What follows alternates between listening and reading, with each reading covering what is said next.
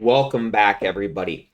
Recently on TCG1, they just dropped the 2008 format, and people have been really playing a lot of those games lately. So today I want to, just talk a little bit about the 2008 format. Being upfront, I usually plan these videos out really well, but this was kind of a last minute thing. I didn't know they were going to drop that 2008 format. So this video is going to be a little bit more just kind of off the cuff, freestyling it a little bit. And we're just going to talk about some things in general and have a good time here. Now, before I get too much into talking about the format and decks and just kind of having a discussion, I wanted to talk about a couple things that have been on my mind lately. I just kind of come in here and I tell you what I found success with, what I believe, what I enjoy, and hopefully you can get some benefit out of that. Maybe you agree with me, maybe you disagree with me. But the thing that I wanted to talk about today was I feel like so much in the Pokemon trading card game, people just focus on the cards. And for me personally, there's always been such a larger aspect to the game. I think there is a very large mental component to the game, and personally, I think there's a physical component to the game. When I was preparing for big tournaments, the mental aspect of it and the physical aspect of it were parts of the game that I took very seriously. It was incredibly important to me that I had a good workout routine heading up to major events. That was, going to the gym, going for runs. And once again, I know this is not for everybody, but for me personally, that's what, if I was feeling good about myself physically and mentally, that's what put me in a good space to compete at a high level. And that's what got me focused. And then on the mental side of it too, just having that confidence. And when you're dealing with a game like Pokemon where you have so much luck involved with it, for me, it was just having that confidence that I knew my deck, I knew my matchups, and that all I could do was just play the cards that I was dealt. I can't control whether or not my opponent goes 4 for 4 in reversals. I can't control if I win the coin flip, lose the coin flip, but I can control just that I'm confident. I know my deck. I know the cards in my deck. I know how to play my deck. I know the matchups in the format. I know what cards are in my opponent's deck. And I think once you can do that and you kind of have that confidence, that'll help considerably. And the reason I want to bring this up is a couple of different things. First off, when I go into a tournament, I am incredibly well prepared for that tournament. I know, like I said, I know my deck, I know the format, I know what cards my opponent plays, what I need to do in those situations. But I only know all of that because of just repetitive playing, constant testing. Even when I was making last minute deck choices, like I decided to play Flygon Machamp 2 days before Worlds. I don't even know if it was 2 days, maybe a day before Worlds. But what allowed me to do that and then finish so well with the deck is that I had played so many games with Palkia. I played so many games with Infernape Luxray. I played so many games with all of these decks in the format that I knew what the format was and how to approach it. So even if though I was going in with a new deck, I still had that knowledge and that experience to know how to take that deck and play it against the format. When you are playing a brand new format or playing a format you don't play very often, or you're playing a brand new deck, or you're playing a deck you haven't played in a long time, you are bound to make mistakes, regardless if you're a top tier player or if you are just brand new. And I think that's something for me that people don't always, people don't always realize, people don't always appreciate. They just assume that, if they're sitting across the table from Jason Klaczynski, that he is going to play absolutely flawlessly, play absolutely perfectly, never make a mistake, even if it's been a format or a game that Jason hasn't played in 10 or 15 years. And, I kind of always own up to my things. I haven't played RSPK in probably a month or two. I got kind of burned out in the format, took some time off. I was playing an Arcanine EX deck earlier today, having some fun. Didn't even think about it, attached a Holin's Electrode to Arcanine EX. Thought through my hand, all right, throw down a Crystal Beach. And then I go to overrun. Oh shoot. I had the Crystal Beach in play that turned off the Holin's Electrode. I look like a complete idiot. But it's just something where if I had played that game, or if I had been playing that deck in that format a lot, and I would have remembered that interaction better, I would never have made that misplay. That misplay is already done. So I can't control that at that point, but what I can control is how I respond to it. And I can go get all pissed off and, tell my opponent how lucky they got, that I misclicked on a card, or whatever else, whatever lie that I want to tell myself or tell them on why I made that misplay. Or I can own up to it. Hey, I messed up. I made a mistake. It's cost me the game. I'm going to learn from this and I'm going to move on. And I think all too often that mental aspect of it, people don't like to be put in a negative mental spot, or they never want to own up to anything mentally. They always just want to take that, my opponent got lucky, yada, yada, yada, this or that. And when in reality, the thing that's going to help you learn the most is, hey, I messed up. Take ownership. I made a mistake. Yep, I made a misplay. I had a bad day today. I didn't test my matchups enough. If you go into a tournament and you're like, you have a bad day and you're like, yep, I did everything right. My opponent just got lucky. You learned absolutely nothing from that tournament and you still had a bad day on top of it. And I was playing another game in 2008. Opponent didn't read my cards and they didn't see that a Leafeon had a Leaf Guard. It cost them the game. They made a mistake. They got overconfident, just went for a quick attack, lost the game. All right. Hey, GG, man, sorry about that. And my opponent goes, F and 10 damage, and just rage closes the window. All right, you're not going to ruin my day. I won the game, but you made a mistake. Hey, man, yeah, shoot. Yeah, I didn't see that. I'll remember that for next time. Learn from it and move on. I lost in the top 128 of Nationals in 2013 because I misattached to Dark Energy against Jeremy. He still gives me a hard time about it. I still laugh about it. Jeremy Javelin, one of the Pokemon commenters now, but it's just own up to those mistakes. And I think the other thing is I've seen so much bad sportsmanship lately, especially like on TCG1. Like people just, they just can't take that mental side of the game, and they're just weak mentally, where they're either like insulting their opponent, they just get pissy over dumb stuff. They rage quit games. They they instantly like, okay, well, I beat you or you beat me because you had a good matchup. All right, I'm just going to choose your worst matchup and, click on it. Or they just rage quit out of games. Like, and I mean, I get it, but like at the same time too, like if you are that mentally weak that, that is where your mind goes, you're going to have a hard time in this game.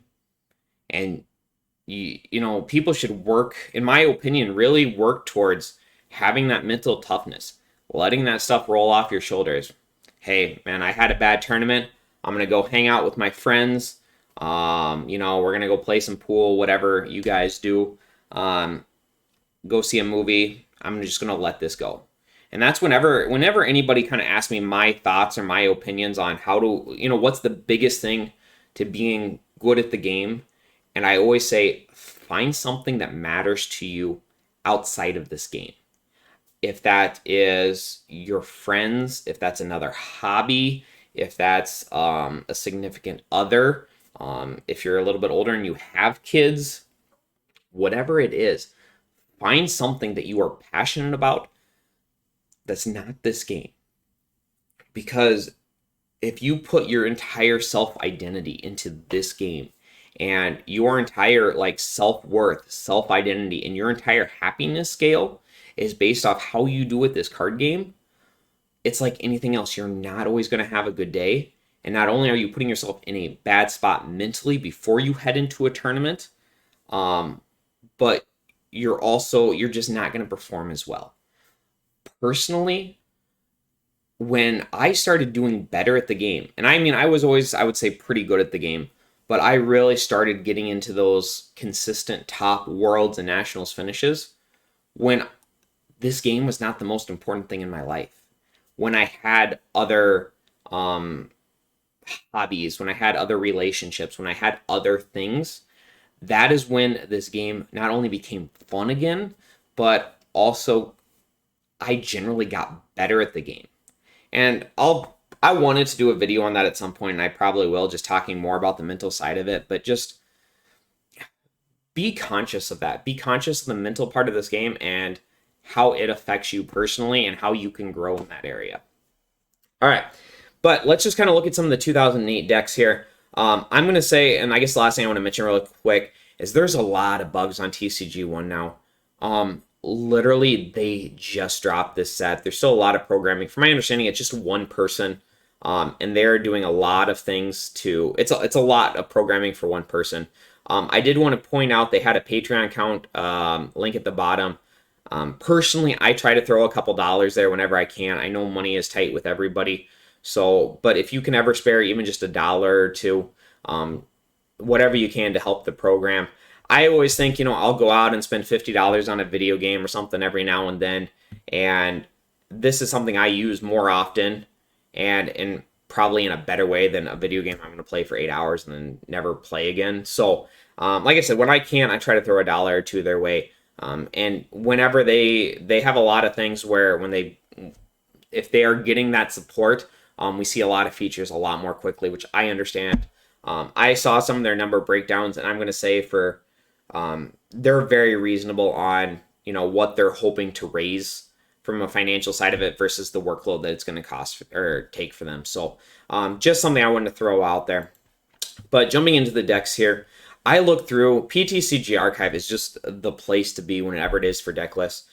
Ben Robinson has done an absolutely fantastic job of just compiling a bunch of information in one spot for everybody.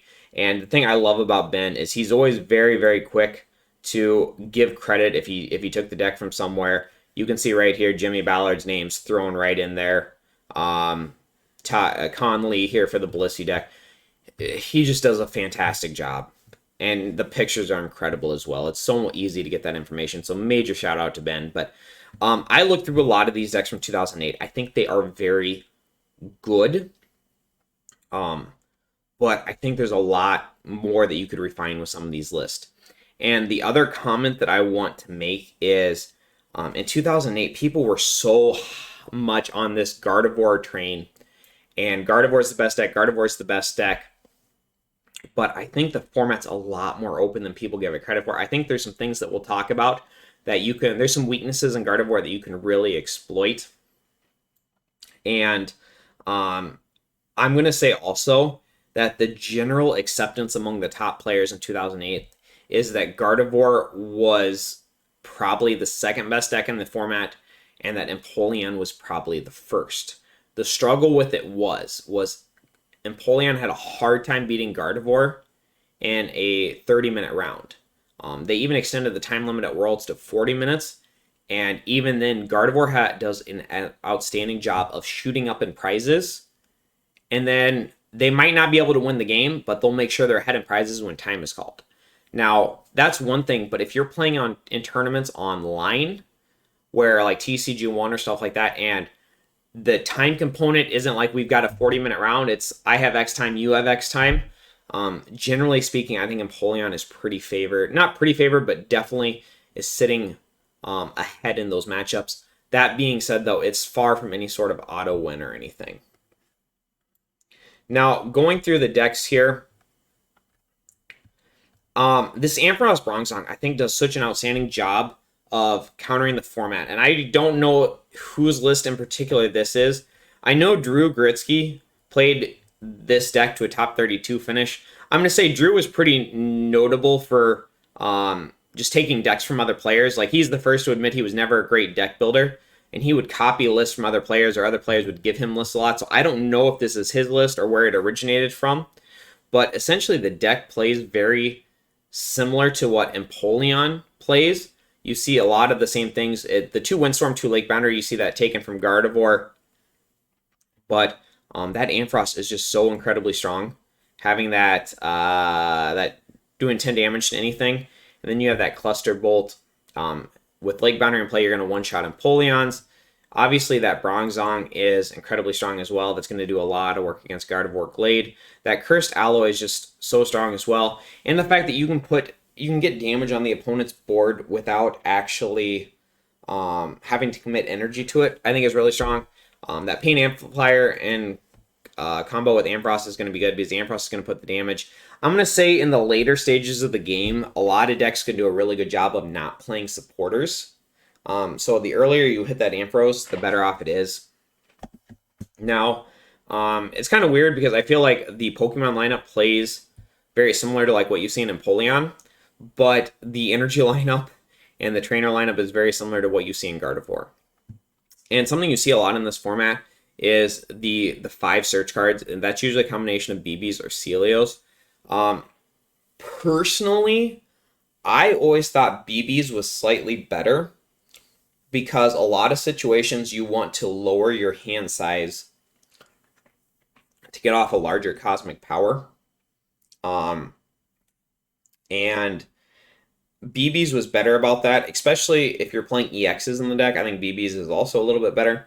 I also want to note that you should be able to grab level X's with Celios or BBs, but TCG1 is bugged and it only lets you grab them with BBs. Now, the other thing I guess I want to kind of note here is the 2008 format, and it wasn't really till I played, like 2007 so much, and then we jumped into 2008, but there is such a power creep in this format. Like, it feels different, like vastly different than 2007. Not like a good or not a bad, but just different. So be aware of that.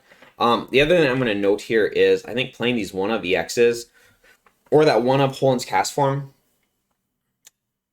feels good, but it's not always good. Like you always seem to start with it considerably more than you'd think random chance would allow. The other thing is Dusknoir is very big in this format, so you can't always afford to play down that bench setter such as Absol. It's just something to kind of keep in mind. I also think this deck, if you wanted to, you could very easily tech in like a Jirachi EX. Like you do a Jirachi and then like 1 Psychic or 2 Psychic in there without really hurting your Ampharos line. And that would insulate you a little bit more against Gardevoir Glade. I'm not saying Absol is bad, but that's a thought process as well. The other thing I've liked, and I played around in this format a little bit, I think a lot of players and a lot of decks tried very hard to just not give Gardevoir supporters. That was the strategy. I'm not going to give Gardevoir this. I'm not going to give Gardevoir that. Just trying to slow the deck down. I think there's a good argument to take the opposite strategy, and that's something that I've been testing a lot lately. Instead of saying, I don't want to play Steven's advice because I don't want Gardevoir to be able to telepass it, you want to say, my deck is better than your deck, and if I set up and you set up, I win.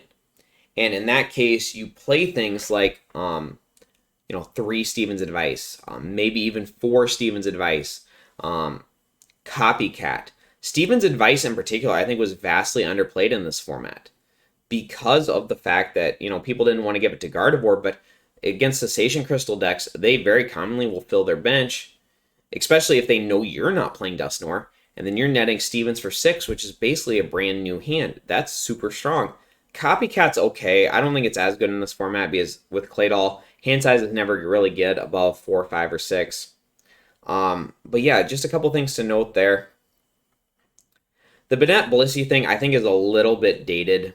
This was highly, highly built to counter Gardevoir. I think the more you play this format, the more you're going to see that Gardevoir is going to be a big deck, but I don't think it's going to be that I'm going to a tournament playing 8 rounds and 7 of them are going to be against Gardevoir that you saw in 2008. So I do think the Banette Blissey thing is a little bit more dated. I do think Blissey's incredibly strong, and I think it'll be kind of interesting to see what that has. I don't think the Banette's going to be nearly as popular. I do think that Lunatone, that discarding Lunatone, has some possibilities. I think that can be very strong in some different decks. The other thing I kind of note here, and I like, is Warp Point. This deck will play it to try to hunt for cheap prizes, but at the same time, too, I think Warp Point's just really good in this format because not only does it get you out of special conditions, it gets you out of You can hunt for cheap prizes with it. It's also a pseudo cessation crystal counter. So it's not like a perfect counter like Windstorm, but it's, well, I can warp point and that'll give me a cosmic power for a turn. So I think a lot of decks I've been playing 2 warp point in, and there's some I'll play 3 in just to act as a cessation crystal counter. A lot of decks don't like to play down double cessation crystals because they don't want to lose both to a Windstorm. I'm going to say this 4 beach, 4 crystal deck, I think you're going to see that a lot. I think there's a lot of different possibilities you can do with this. I think there's a lot of really good stage 1 in this format that are probably a little underexplored. And you have things like Castaway to help search it out. I think there's a lot with, I'm not saying this is going to be the deck, but I think the 4 cessation, 4 beach decks, I think there's some possibilities there.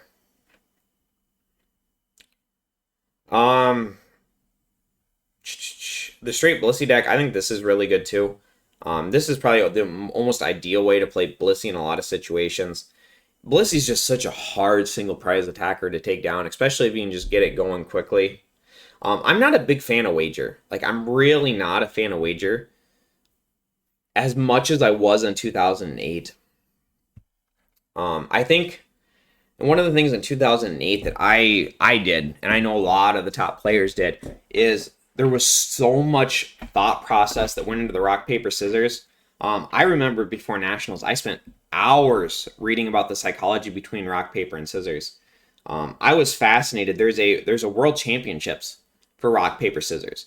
And I think one of the biggest mistakes in the game is that everybody took it as a lot of people took it as just random luck.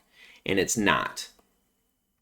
And to talk a little bit about the psychology of it, statistically speaking, scissors wins the highest percentage of the time. It's about 3% difference from the other two. Men are statistically more likely to choose rock than paper or scissors because they see rock as a source of strength and a source of power. That being said, though, that's also assuming the fact that you have a very confident male player. If they're let's say they're not a very confident male player, they'd probably be less likely to throw rock. The other thing is if somebody is going really quick, like they're going rock, paper, scissors, and they're just bam, bam, bam, bam, and they're slapping it down really quickly, they're statistically more likely to choose rock because they don't have as much time mentally to, like, in their head to make that last minute change. So if they're just bam, bam, bam, they're more likely to choose rock. Like I said, this is not a perfect science. Basically, I lost to regional championships to Jason Klaczynski solely based on the fact that he was better at rock, paper, scissors than I was. I think 5 or 6 wagers went off in that game. He won 80% of them. So that's when I really got into the psychology of it. This isn't stuff I'm making up. You guys can go to Google, read all of this yourself too. But there is just a lot of psychological decisions going into it. I think when you're playing on an online program, it's considerably less likely, but that this sort of stuff comes up versus in person. The other thing is that this is all there's a level within a level within a level. Like, you get to like an inception level of this where, okay, I'm playing against, we'll say Alex Brisario. Alex is a very confident Pokemon player. He's very, tough, very strong. He'll be statistically more likely to throw rock. But then Alex knows, Jay knows that, I'm statistically more likely to throw rock, so I'm going to throw something else.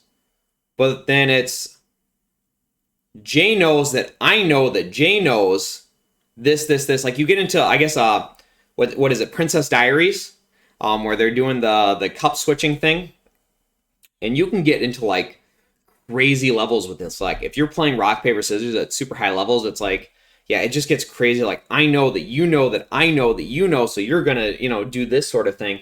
But yeah, it's actually really fascinating. I'm gonna say, like, online, it's not gonna matter as much, but it's definitely something to look into if anybody has any sort of curiosity into it. Now, in person, I'm gonna say too, they'll let you use cards. So instead of going like the bam, bam, bam, you can write like rock on an energy, scissors on an energy, paper on an energy.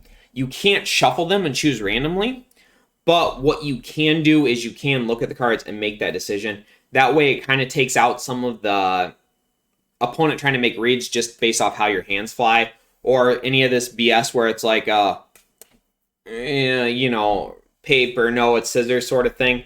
I personally like the cards. That's how I played it at Worlds.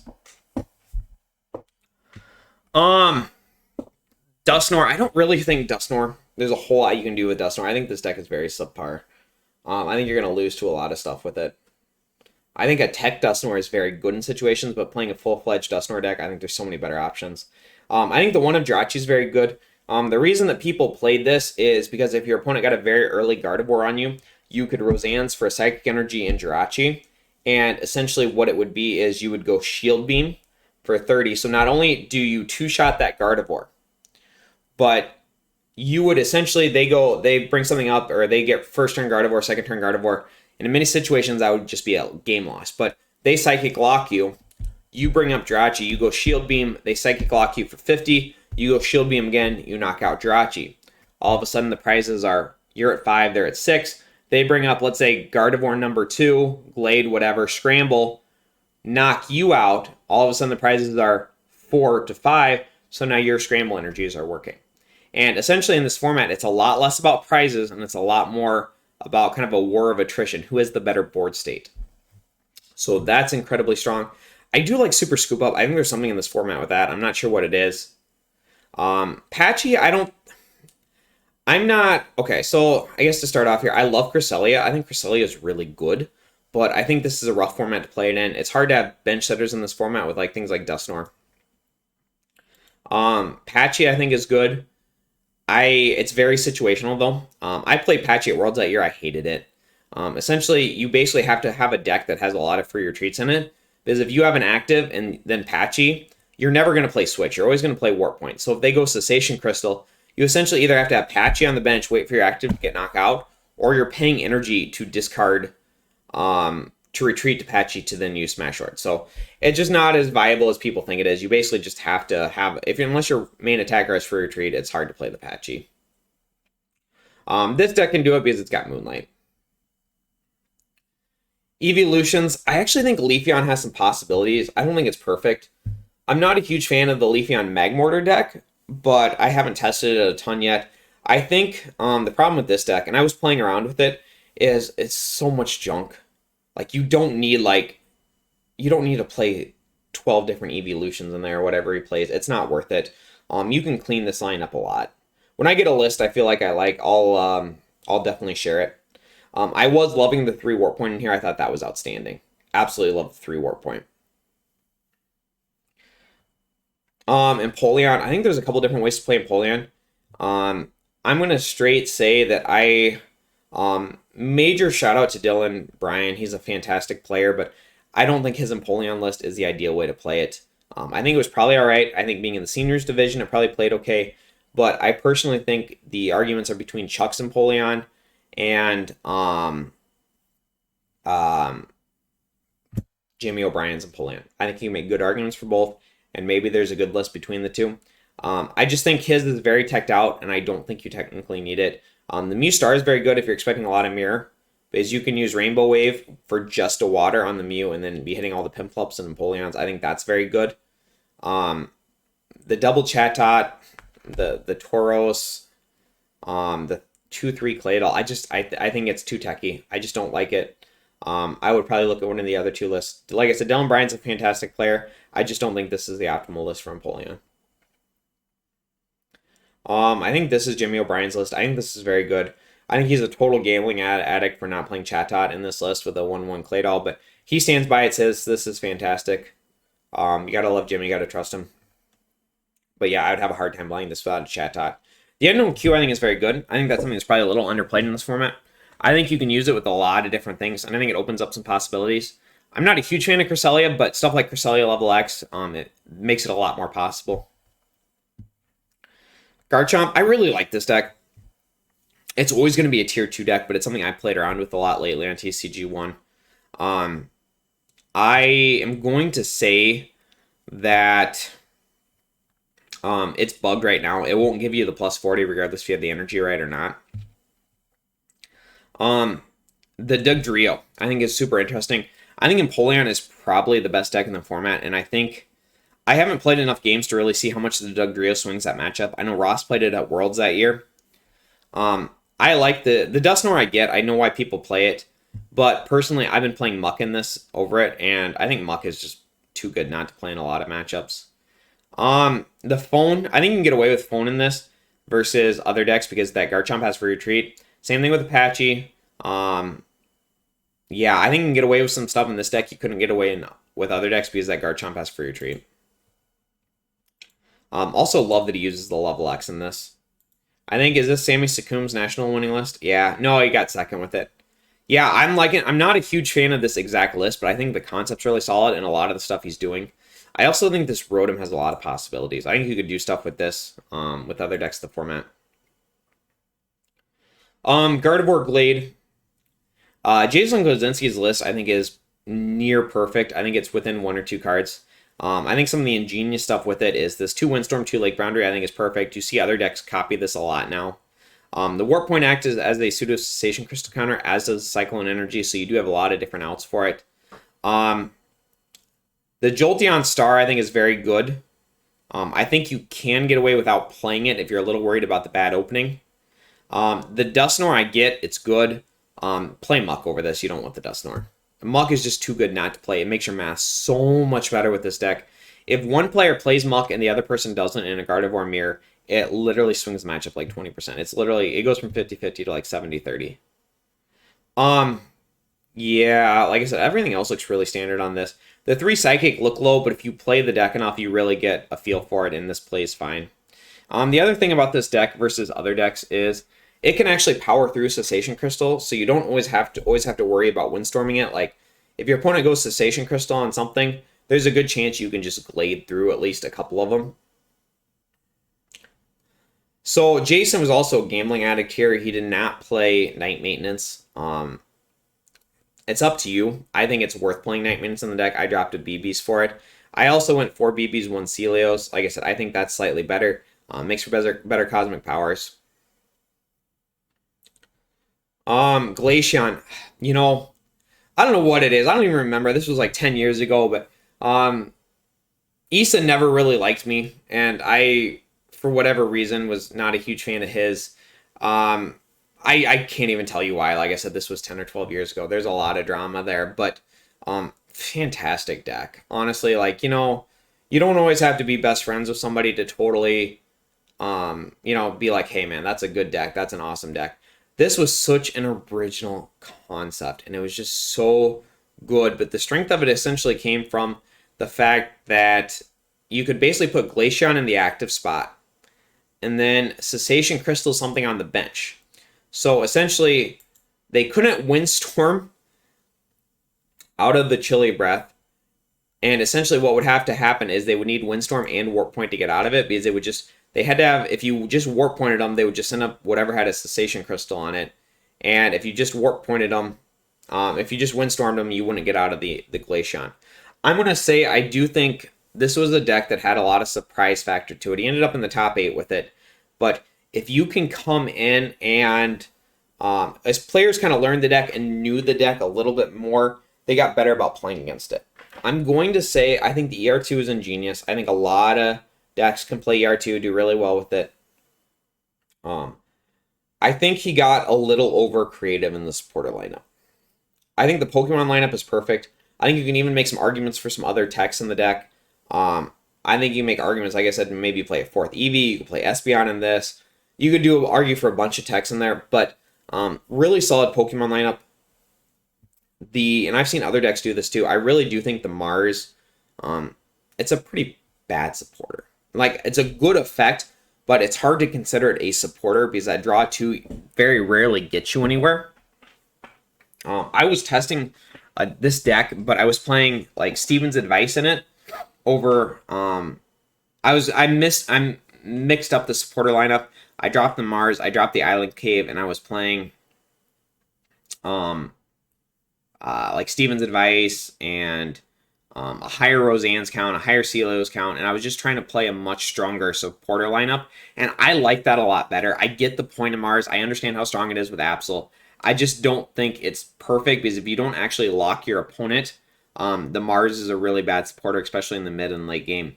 And as players have gotten better about playing against these sort of strategies, I think it's harder and harder to get away with it. But really cool deck. Honchkrow, I don't know. Like, I don't think this is going to be like a tier 3 deck. But I think there's some possibilities with like dragging something up on the bench and sniping.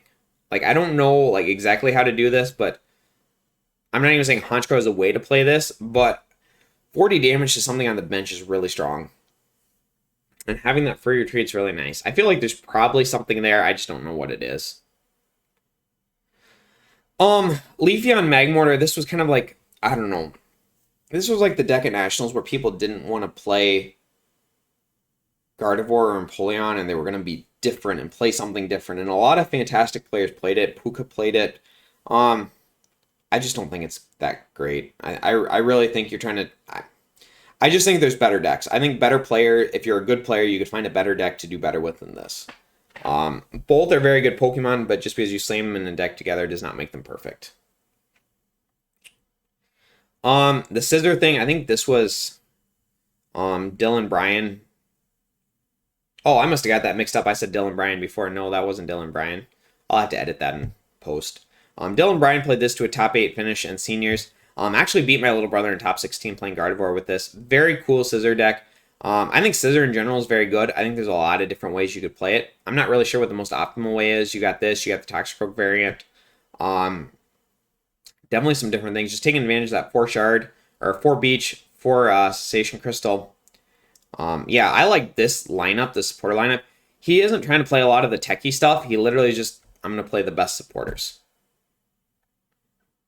Yeah, all around really cool. I think the Pokédex is so strong too. I think more decks in this format could probably take advantage of that.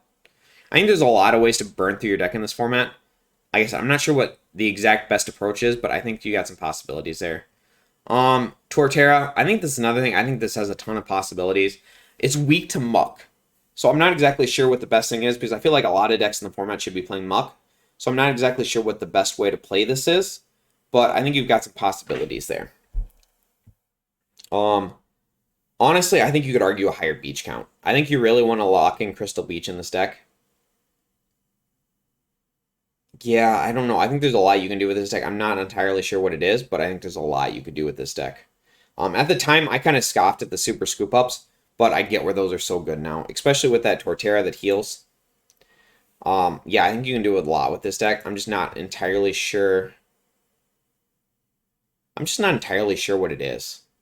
I don't know. I'd have to test a little bit more, but I know this is really good. You gotta love Colin. He always plays some crazy stuff. Yeah, I guess that's kind of the takeaway I want from this video, is I just think there's so many possibilities for this format. And some of the decks we talked about tonight, I really wanted to kind of highlight some key cards in there that I think are really good in general, and you could probably put those in other decks and build on concepts. So, yeah, this video wasn't anything in particular. I just kind of wanted to just have a discussion with everybody and kind of throw some initial thoughts out there as I continue to do my deck building. As I'm finally able to really jump in and test these decks, I'll probably definitely do more 2008 videos, definitely get some cool strategies out there, but this is just some of my initial thoughts, and I hope you enjoyed it. If you like this style of video, let me know. If this wasn't your thing, I guess let me know that too, and I'll keep that in mind. But anyways, I hope to see you in the next video.